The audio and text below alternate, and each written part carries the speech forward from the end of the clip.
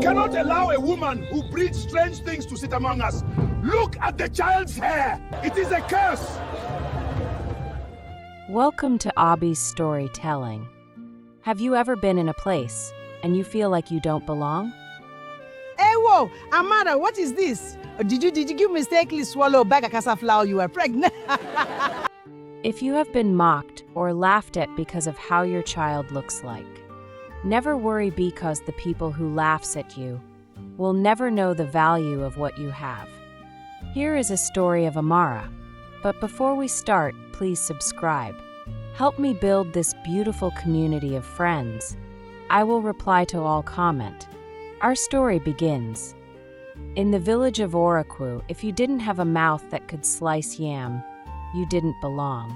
The undisputed champion of this verbal slicing was Mama Ngozi. Her mouth was like a double-edged sword, sharpened daily with local gossip and palm wine. So when Amara, a quiet, hard-working weaver, gave birth to a baby boy, the village gathered, expecting the usual round of celebration. But when Amara unwrapped the shawl, the crowd gasped. The baby, whom she named Chitty, had a head full of hair as white as fresh chalk. Not a single strand of black. Mama Ngozi was the first to clap her hands in mock amusement. Hey, whoa, Amanda, what is this? Did you mistakenly swallow a bag of cassaflower? You were pregnant. Yo, Amara, what is this? Did you give birth to an elder? Or did you mistakenly swallow a bag of cassava flour while you were pregnant? The village laughed. They called Amara the mother of the ghost, and some even claimed she had flirted with a water spirit. They mocked her daily, but Amara remembered the old proverb her grandmother taught her. The dog says that those who are ahead of him are the ones he is chasing, but the one behind is the one who owns the race. She held her head high and nursed her unique boy. By age 3, Chitty's hair hadn't changed, but his abilities certainly had.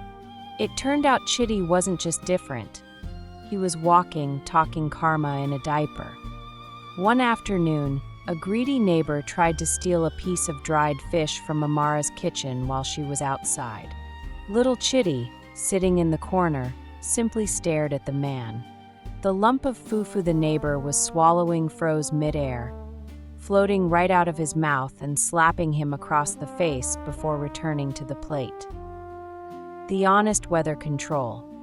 If someone lied near Chitty, a localized, highly specific rain cloud would form only over that person's head, drenching them while the sun shone everywhere else. The climax came during the New Yam festival. The entire village was gathered in the square. Itchy Kalu stood up, clearing his throat to give a speech, but mostly to publicly humiliate Amara one last time. We cannot allow a woman who breeds strange things to sit among us. Look at the child's hair. It is a curse. We cannot allow a woman who breeds strange things to sit among us. Itchy Kalu shouted, pointing a bony finger at Amara. Look at the child's hair. It is a curse. Mama Ngozi cheered from the front row. Yes, send them to the evil forest. 3-year-old Chitty, sitting on his mother's lap, blinked his large, bright eyes. He tilted his white-haired head and sneezed. Achoo! That sneeze was the trigger. Suddenly, a powerful wind swept through the marketplace, but it didn't touch the innocent. It was highly selective. The wind blew Papa Nkechi's mouth wide open, and against his will, his own voice began to shout his deepest secrets. I am the one who stole Mama Tun's goat, and I watered down the community palm wine last week. The wind grabbed Mama Ngozi's expensive head tie and spun it around. Her mouth, which had spoken so much rot, suddenly became glued shut with invisible, supernatural superglue. She could only make frantic mmh noises, her eyes rolling in panic. As for Iachi Kalu, the ground beneath him turned into a mini trampoline. He began bouncing up and down, higher and higher, his elder's regalia flapping in the wind like a broken umbrella. Bring me down. My joints are cracking, he screamed. The villagers watched in absolute awe. Chitty just smiled, a tiny, innocent, toothy grin, his white hair glowing slightly in the afternoon sun.